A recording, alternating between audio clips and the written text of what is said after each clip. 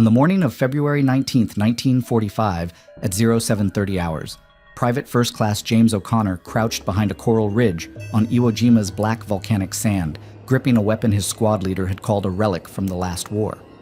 At 22 years old, he was staring down a reinforced Japanese bunker system that had already claimed 8 Marines from his platoon in the past 48 hours, armed with nothing but a Winchester Model 1897 pump-action shotgun that weighed 8 pounds and held 6 shells of 12-gauge buckshot. The weapon had no disconnector, which meant O'Connor could hold the trigger and slam the pump action to fire all 6 rounds in under 4 seconds. A technique the Marine Corps had quietly begun teaching after discovering something terrifying about close-quarters combat in the Pacific. Lieutenant General Isamu Fukuda had spent 3 months turning this section of Iwo Jima into an underground fortress, with interconnected bunkers carved from solid rock and reinforced with steel beams salvaged from destroyed ships.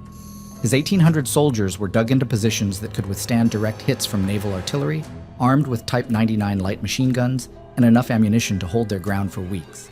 When the first waves of Marines had landed that morning, Fukuda's men had cut them down from concealed firing ports, confident that their concrete and coral barriers would protect them from anything the Americans could throw at them. The Japanese had studied American tactics for months, preparing for rifles, flamethrowers, and grenades, but they had never encountered the psychological terror of hearing a pump-action shotgun cycling rounds in the darkness of their own bunkers.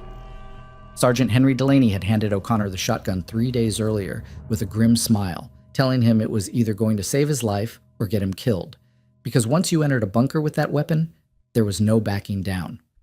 The Marines had discovered that in the confined spaces of Japanese fortifications, where visibility was limited to a few feet and every corner could hide an enemy soldier, the shotgun's spread pattern and devastating close-range power could clear entire positions that had resisted conventional attacks for days.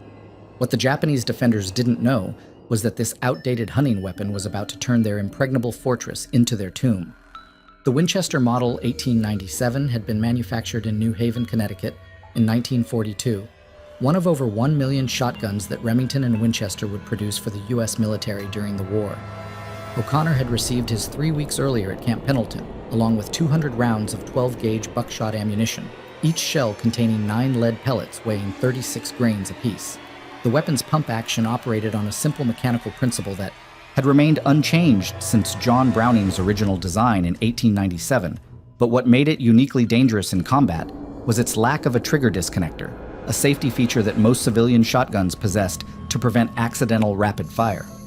Sergeant Delaney had explained the technique during a brief training session behind the supply tents, demonstrating how to hold the trigger depressed while working the pump action to achieve what Marines called slam fire. The result was a sustained rate of fire approaching 80 rounds per minute, faster than most submachine guns and devastating at ranges under 30 feet. Each buckshot shell spread its 9 pellets in a pattern roughly 18 inches wide at 25 feet, creating a killing zone that could neutralize multiple targets simultaneously in the confined spaces of bunkers and caves. The Japanese fortifications on Iwo Jima represented the culmination of 3 years of defensive engineering experience gained across the Pacific.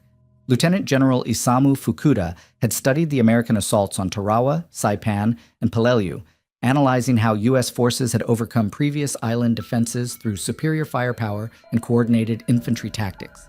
His solution was to abandon the traditional beach defense strategy that had failed elsewhere and instead create a defense in depth, with the bulk of his forces positioned in the island's interior where they could survive preliminary bombardments and inflict maximum casualties on advancing Marines. The bunker system facing O'Connor's squad consisted of 7 interconnected positions carved into a coral ridge approximately 40 feet above sea level. Each bunker measured roughly 12 feet wide by 20 feet deep, with walls 3 feet thick and reinforced with steel I-beams salvaged from merchant ships sunk in Tokyo Bay.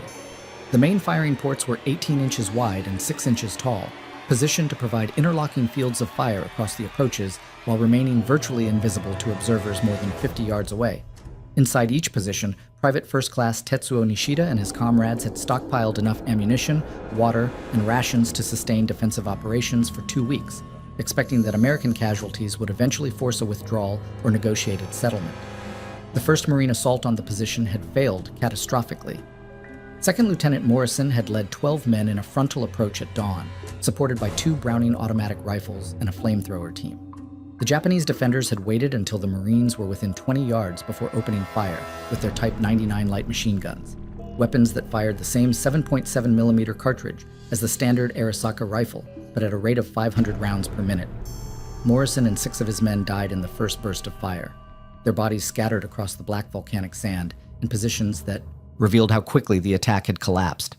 The flamethrower operator had managed to reach the nearest bunker entrance before a sniper's bullet punctured his fuel tank, creating a fireball that killed him instantly and illuminated the entire position for the defenders inside. The second assault, launched 4 hours later with 15 men and close air support from 2 Corsair fighters, had penetrated to within 10 feet of the main bunker entrance before concentrated machine gun fire forced the survivors to withdraw. Corporal Mason had thrown 3 grenades into the firing ports, but the interior design of the bunkers deflected the blast effects away from the defenders, leaving them essentially unharmed while the explosions temporarily blinded the attacking Marines. The Corsairs had expended their remaining ammunition strafing the ridge, but their 50 caliber machine guns could not penetrate the reinforced concrete and steel construction. By 1300 hours, O'Connor's company had taken 37 casualties, attempting to reduce a single bunker complex that intelligence had estimated contained no more than 15 enemy soldiers. The regimental commander had authorized the use of naval gunfire support, and at 14:30 hours, the destroyer USS Laffey had fired 16 rounds of 5-inch high-explosive shells directly into the ridge. The bombardment had cratered the surrounding terrain and filled the air with coral dust and smoke.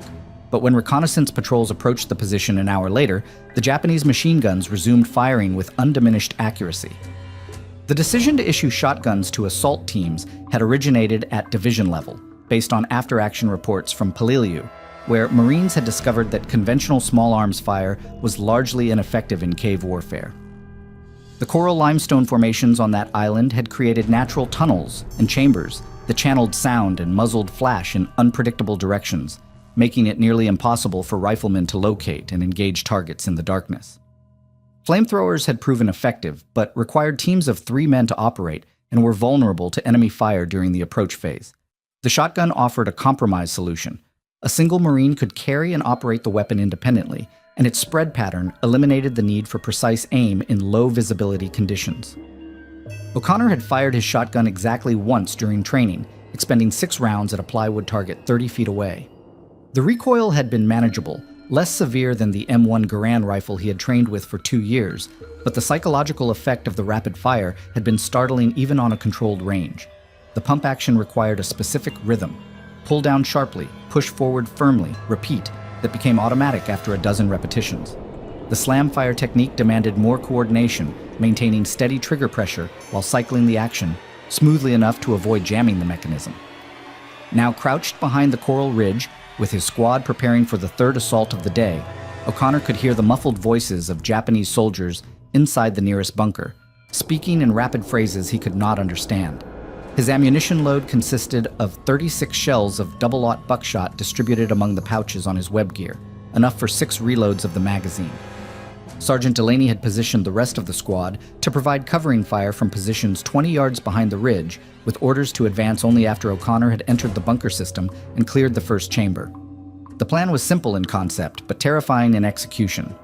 O'Connor would approach the bunker entrance under cover of smoke grenades, enter alone with his shotgun, and systematically clear each chamber using slam fire technique.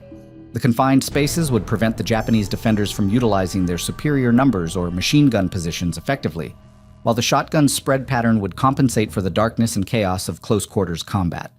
If the weapon jammed or O'Connor was wounded, the rest of the squad would withdraw and call for artillery support, accepting the tactical failure as the price of gaining intelligence about the bunker's internal layout.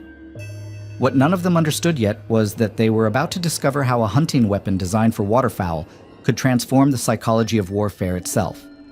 The Japanese defensive system on Iwo Jima represented 18 months of continuous construction effort by over 20,000 laborers, including Korean conscripts and Japanese engineers who had studied fortress design from the Maginot Line to the Atlantic Wall. Lieutenant General Tadamichi Kuribayashi had arrived on the island in May 1944 with explicit orders from Imperial General Headquarters to create defenses that could withstand a siege lasting 6 months, buying time for the homeland to prepare for the inevitable American invasion. His chief engineer, Colonel Nishi, had designed a network of tunnels and bunkers that extended 11 miles beneath the island's surface, connected by passages wide enough for supply carts and reinforced against cave-ins from naval bombardment. The bunker complex facing O'Connor's squad was designated Position 7 in the Japanese defense grid, one of 47 similar strongpoints distributed across the island's interior highlands. Its construction had required 6 months of labor, with work crews operating in 12-hour shifts to excavate the volcanic rock and coral, using hand tools and small amounts of dynamite. The main tunnel extended 42 feet into the ridge, branching into 5 separate chambers that could house 15 soldiers with their weapons and supplies. Each chamber measured 8 feet wide by 12 feet deep by 6 feet high, dimensions calculated to provide maximum protection while allowing defenders to move quickly between firing positions. Private First Class Tetsuo Nishida had spent 14 months preparing for this moment, training in similar cave complexes on Kyushu, where Japanese instructors had replicated the conditions he would face on Iwo Jima. At 19 years old, he was a veteran of the Manchurian campaign who had volunteered for island defense duty after witnessing the destruction of his hometown during American bombing raids in 1944.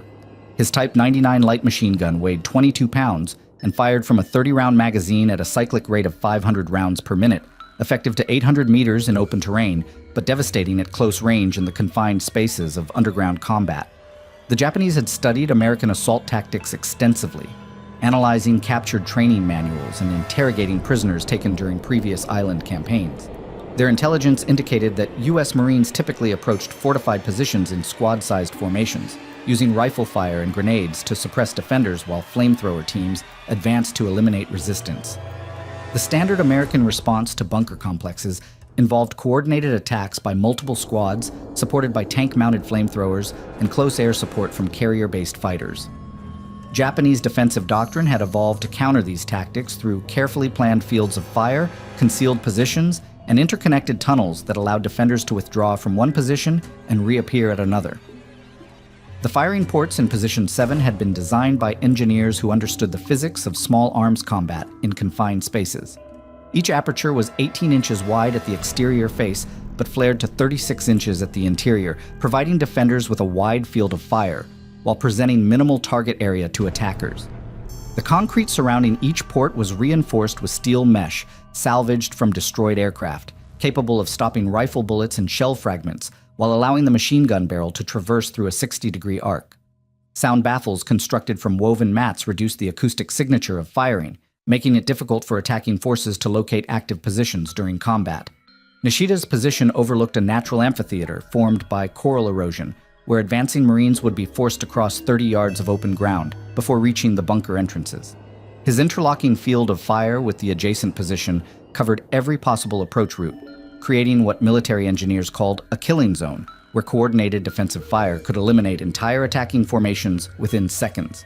The machine gun was mounted on a tripod that allowed precise adjustment of elevation and traverse, with backup iron sights calibrated for ranges from 50 to 300 meters. The ammunition supply for Position 7 included 2,000 rounds of 7.7mm ammunition stored in waterproof containers and distributed among the 5 chambers to prevent total loss from a single penetrating hit. Each soldier carried 100 additional rounds in stripper clips, along with 6 Type 97 hand grenades and enough rations for 2 weeks of sustained combat. Medical supplies consisted of bandages, morphine tablets, and antiseptic solution, though Japanese doctrine emphasized that wounded defenders should continue fighting until death, rather than surrender or withdraw. The interconnecting tunnels between chambers had been reinforced with timber supports, cut from trees on the island's northern slopes, treated with creosote to prevent rot and insect damage.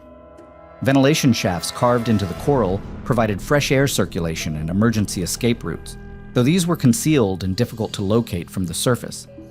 Communication between positions relied on field telephones connected by buried cables, with runners serving as backup when wire communications were severed by bombardment.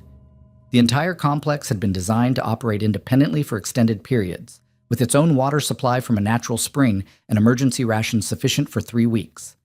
American intelligence had failed to appreciate the sophistication of Japanese cave warfare tactics, largely because previous island campaigns had involved smaller defensive positions constructed with limited engineering resources. The caves on Guadalcanal and Peleliu had been natural formations modified for military use, while the Iwo Jima positions represented purpose-built fortifications designed by experienced engineers with adequate time and materials.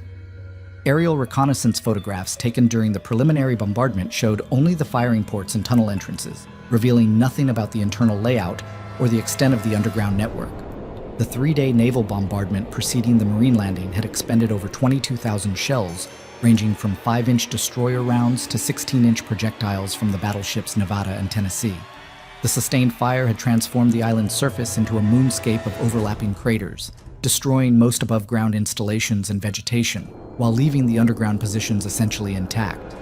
Japanese defenders had retreated into the deepest chambers during the bombardment, emerging only when the firing ceased and Marine landing craft appeared on the horizon. Colonel Nishi had positioned his headquarters in a bunker complex similar to Position 7, maintaining telephone contact with his scattered forces through a network of buried cables that had survived the preliminary bombardment.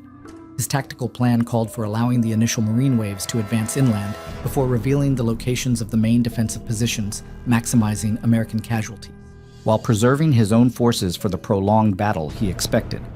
The success of this strategy depended on the psychological effect of sustained defensive fire from concealed positions, which had proven effective at breaking American morale during previous campaigns. The sound of approaching Marines reached Position 7 at 1400 hours, carried through the coral passages by the island's unique acoustic properties. Nishida adjusted his machine gun's position and checked his ammunition supply, preparing for the engagement that would determine whether his months of preparation and training had been adequate. His orders were explicit: hold the position until death, inflict maximum casualties on the attacking force, and deny the Americans any tactical advantage that might expedite their capture of the island. What he could not anticipate was that the Marines approaching his carefully prepared fortress were carrying a weapon that would render his tactical advantages meaningless.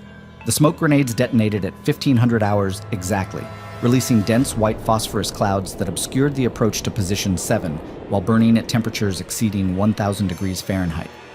O'Connor moved through the artificial fog with his shotgun held at chest level, counting his steps as Sergeant Delaney had instructed during the brief tactical rehearsal.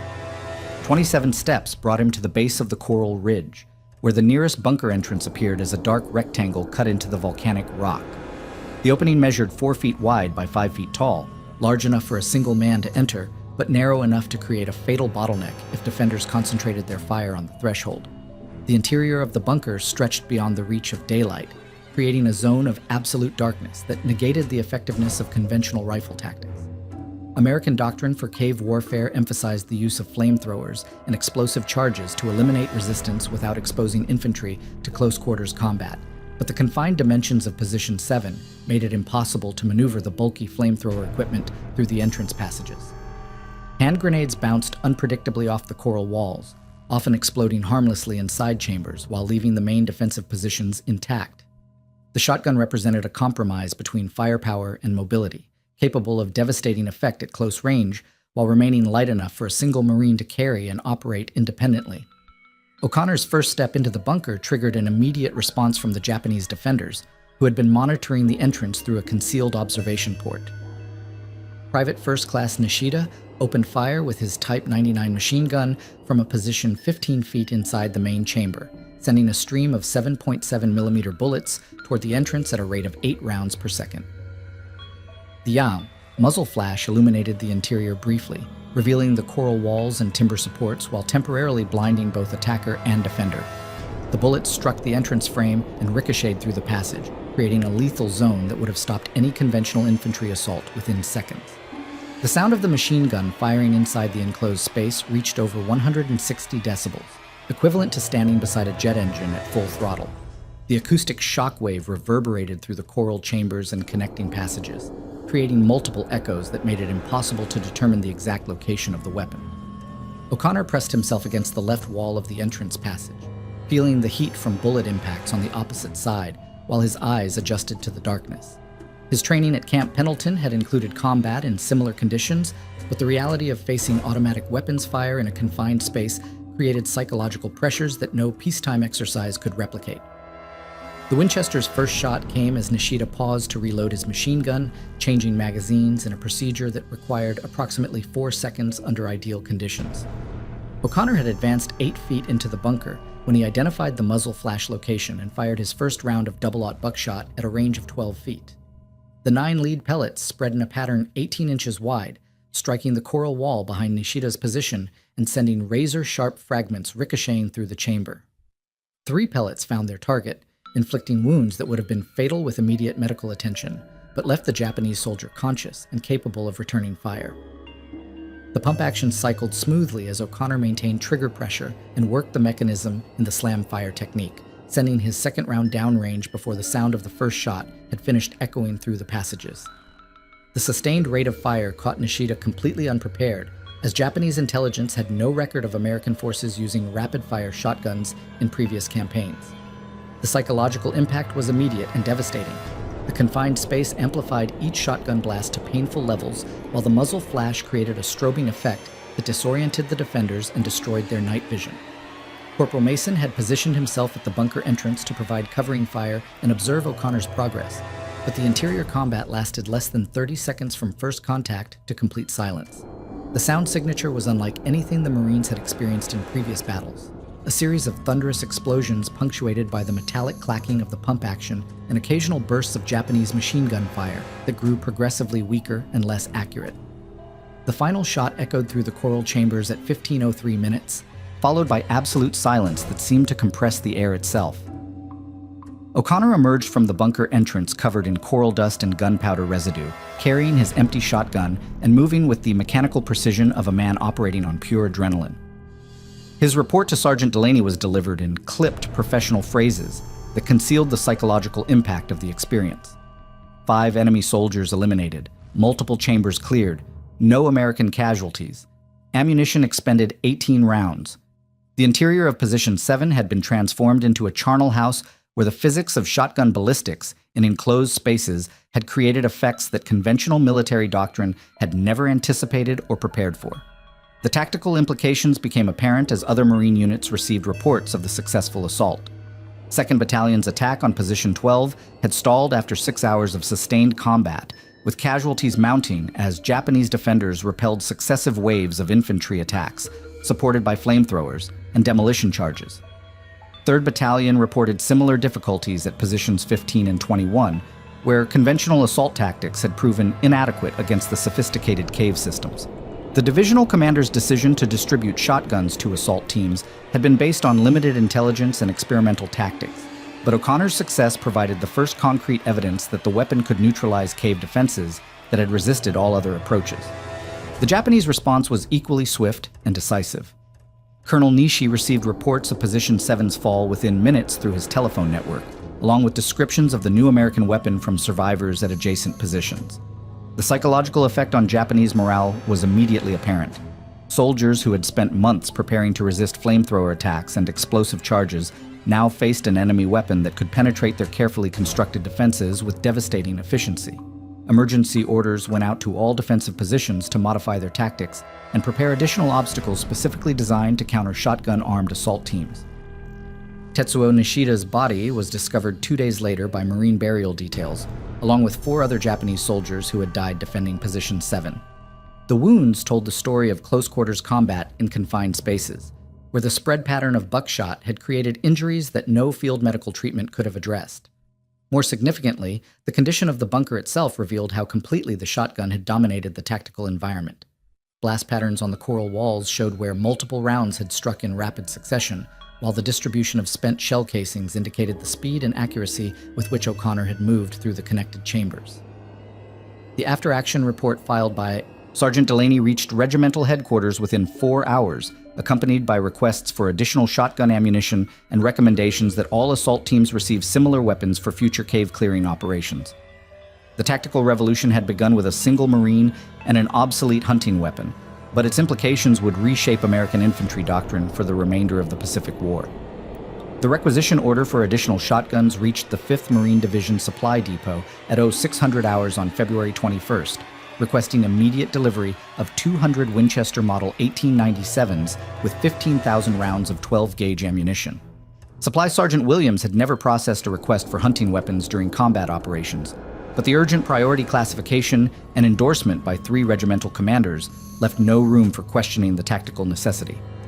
By noon, Marines throughout the division were receiving weapons that most had never fired, along with hastily prepared instruction cards explaining the slam fire technique and appropriate engagement ranges for cave warfare. The transformation in American assault tactics was immediately apparent across the entire 5th Marine Division sector. Where previous attacks had required coordination between rifle squads, flamethrower teams, and demolition specialists, individual Marines armed with shotguns could now penetrate cave systems that had resisted all conventional approaches. 2nd Battalion reported clearing Position 12 in 47 minutes, compared to the 6 hours required for similar objectives using standard weapons. 3rd Battalion eliminated 4 separate bunker complexes during a single afternoon, suffering only 3 wounded compared to their previous casualty rates of 20 to 30% for equivalent operations. Colonel Nishi monitored these developments from his command bunker through reports from surviving outposts, recognizing that American tactical doctrine had undergone a fundamental shift that threatened the entire defensive strategy for Iwo Jima. His telephone conversations with subordinate commanders revealed a pattern of rapid cave penetrations followed by complete elimination of Japanese defenders, with minimal American casualties and no opportunity for organized withdrawal to secondary positions. The psychological impact was equally devastating. Soldiers who had trained for months to resist conventional attacks now faced an enemy weapon that rendered their prepared defenses obsolete. The Japanese response required immediate adaptation of defensive tactics, developed over 18 months of preparation. Emergency orders distributed through the telephone network instructed all positions to construct internal barriers specifically designed to counter shotgun attacks, using available materials to create choke points that would force attacking Marines to expose themselves to concentrated fire.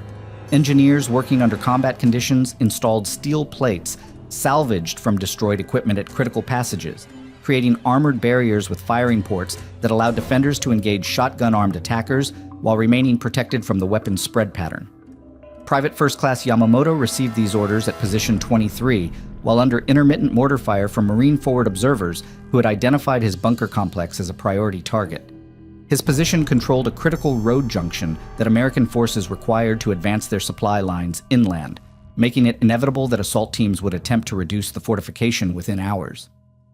Working with 5 other soldiers, Yamamoto constructed barriers from ammunition boxes filled with coral sand, creating a maze-like interior that would slow attackers and provide multiple defensive firing positions. The first test of these countermeasures came at 1400 hours, when Corporal Mason led an assault team armed with 4 shotguns against Position 23.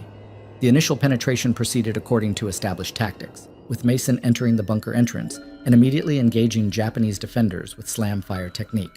His first 6 rounds cleared the entrance chamber as expected, but the newly constructed barriers channeled him into a narrow passage where Yamamoto and 2 other soldiers waited in concealed positions with their rifles aimed at a predetermined killing zone.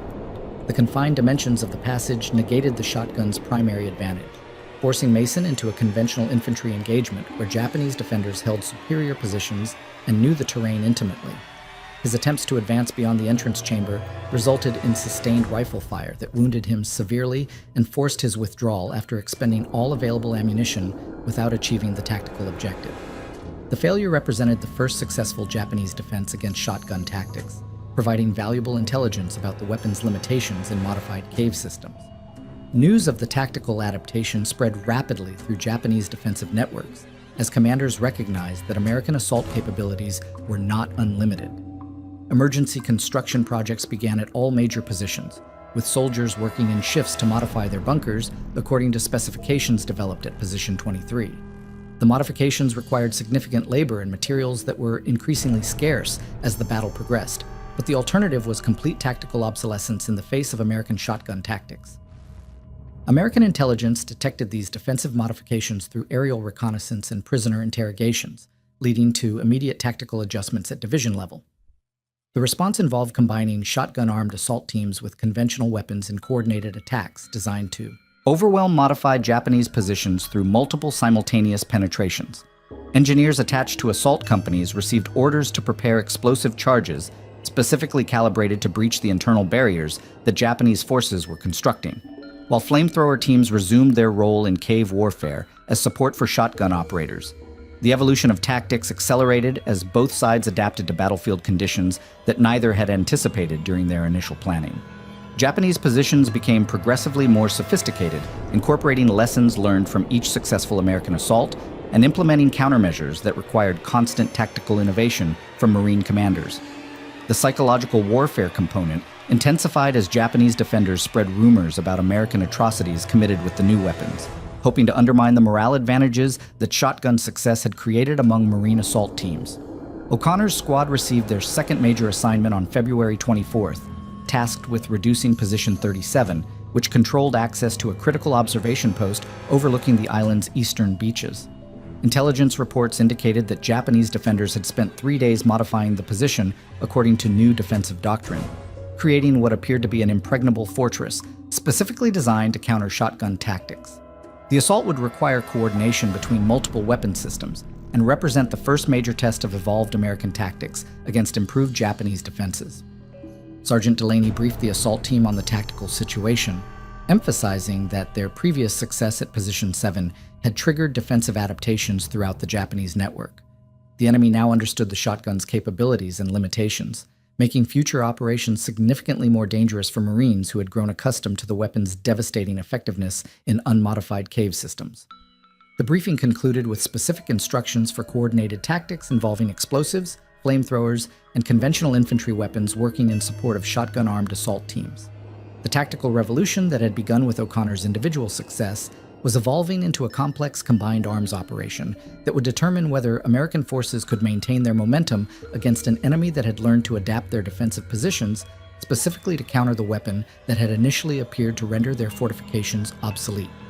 The outcome would influence not only the battle for Iwo Jima, but the entire approach to cave warfare that American forces would encounter during the planned invasion of Japan itself. The assault on Position 37 commenced at 0530 hours on February 26th, with a coordinated artillery barrage from 12 M7 Priest self-propelled howitzers, each firing 100 AUM. 5mm shells at a rate of 4 rounds per minute for 20 minutes. The preliminary bombardment was designed to suppress Japanese observation posts and disrupt communications rather than destroy the hardened bunker complex, which intelligence indicated had been reinforced with additional steel plating and internal barriers specifically configured to defeat shotgun tactics. O'Connor crouched in a shell crater 200 yards from the target, listening to the whistle of incoming rounds and watching coral fragments cascade down the ridge face as high-explosive shells detonated against the reinforced positions. The Japanese defenders inside Position 37 had transformed their bunker system into a labyrinth designed to channel attacking forces into predetermined killing zones where the shotgun spread pattern would be neutralized by distance and cover. Lieutenant Sato, commanding the 15-man garrison, had studied reports from surviving positions that had faced American shotgun attacks, identifying the weapon's effective range as approximately 20 feet and its reload time as roughly 6 seconds when operated by trained personnel. His defensive modifications included steel barriers positioned at 25-foot intervals throughout the main passage, creating engagement zones where rifle fire could suppress advancing Marines before they could close to effective shotgun range. The first phase of the American assault involved 2 Marines armed with M2 flamethrowers approaching the bunker entrance under cover of smoke grenades, their objective being to neutralize the outer defensive positions and create entry points for the shotgun-armed assault team. The flamethrower operators carried 68 pounds of equipment each, including pressurized fuel tanks containing napalm thickened with aluminum naphthenate, capable of projecting flames to a range of 40 yards at temperatures exceeding 2,000 degrees Fahrenheit. Their advance across the open ground required covering fire from 2 Browning automatic rifles positioned on the flanks, creating suppressive fire that forced Japanese defenders to remain in covered positions during the critical approach phase. Lieutenant Sato had anticipated this tactical sequence and positioned his machine gun teams to engage the flamethrower operators at maximum range before they could approach close enough to direct flame into the bunker entrances. His Type 99 machine guns opened fire at 300 yards, sending streams of 7.7mm bullets toward the advancing Americans while remaining concealed behind steel shields that protected them from return fire. The first flamethrower operator died instantly when a burst of machine gun fire punctured his fuel tank, creating an explosion that could be seen from Marine positions 800 yards away. The second operator managed to reach within 30 yards of the bunker before rifle fire from concealed positions wounded him severely enough to prevent further advance. O'Connor's entry into the modified bunker system revealed immediately that Japanese defensive adaptations had fundamentally altered the tactical environment that had made shotgun attacks successful in previous operations. The entrance passage extended 40 feet into the coral ridge before branching into multiple chambers, but steel barriers now blocked direct access to the main defensive positions, while creating narrow choke points that exposed attacking Marines to concentrated fire from multiple directions. His first shotgun blast struck a steel plate at 15 feet range, sending buckshot pellets ricocheting harmlessly while revealing his position to Japanese defenders who had prepared their weapons for precisely this engagement. The sound of the shotgun firing in the confined space triggered immediate response from 3 separate defensive positions, as Japanese soldiers opened fire with rifles and submachine guns from concealed locations behind the steel barriers. O'Connor found himself trapped in the entrance passage, unable to advance against the concentrated fire, while retreat exposed him to additional weapons positioned to cover the bunker mouth. His training at Camp Pendleton had not included scenarios where the shotgun's primary advantages were neutralized by prepared defensive positions, and the psychological impact of facing effective enemy countermeasures created stress reactions that interfered with his tactical decision-making. Sergeant Delaney recognized that conventional shotgun tactics were inadequate for the modified Japanese positions and immediately implemented the coordinated assault plan developed at division level for precisely this contingency. Engineer Corporal Thompson advanced to the bunker entrance carrying 40 pounds of composition explosives, configured in shaped charges designed to breach the steel barriers that blocked access to the main chambers. His approach required covering fire from the entire squad, while O'Connor provided suppressive shotgun fire to prevent Japanese defenders from concentrating their weapons on the demolition specialist. The explosive charges detonated simultaneously at 06:15 hours, creating blast effects that traveled through the confined bunker passages at over 20,000 feet per second, while generating pressures sufficient to collapse timber supports and fracture coral walls.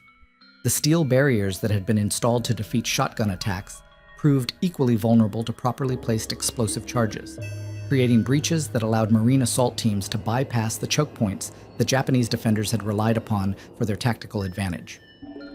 Thompson's expertise in military engineering had identified the critical structural points where relatively small explosive charges could neutralize defensive modifications that had required days of labor to construct. O'Connor's second entry into the bunker system encountered fundamentally different conditions than his initial assault, with the explosive breaches providing multiple access routes to chambers that Japanese defenders could no longer protect through concentrated fire from prepared positions. His shotgun proved devastatingly effective in the smoke-filled aftermath of the explosions, where visibility was limited to a few feet and the spread pattern compensated for the disorientation that affected both attackers and defenders equally. The slam fire technique allowed him to advance through the breached barriers while maintaining continuous suppressive fire, preventing Japanese soldiers from reorganizing their defense or establishing new firing positions. Lieutenant Sato died during the final phase of the assault, killed by buckshot at close range while attempting to organize a counterattack from the bunker's deepest chamber. His tactical innovations had delayed the American advance by approximately 30 minutes and inflicted casualties that would have been impossible with unmodified defenses, but the coordinated combination of explosives and shotgun tactics had ultimately overwhelmed even the most sophisticated Japanese countermeasures. The 14 other defenders of Position 37 died fighting in the collapsed passages. Their bodies recovered later by Marine burial details who documented the extensive modifications that had been constructed to defeat American shotgun tactics. The success of the coordinated assault established the tactical template that American forces would employ for the remainder of the Iwo Jima campaign and subsequent operations against fortified Japanese positions throughout the Pacific. The combination of explosive breaching charges and shotgun-armed assault teams provided the capability to reduce even the most sophisticated cave systems, while the psychological impact on Japanese defenders created morale effects that extended far beyond the immediate tactical results. Reports of American success with the new tactics reached Japanese commanders on other Pacific islands, triggering defensive modifications that would influence the planning for Operation Downfall and the anticipated invasion of Japan itself. The legacy of O'Connor's individual action at Position 7 had evolved into a combined arms doctrine that would reshape American infantry tactics for the remainder of World War II and influence military thinking about close-quarters combat for decades afterward.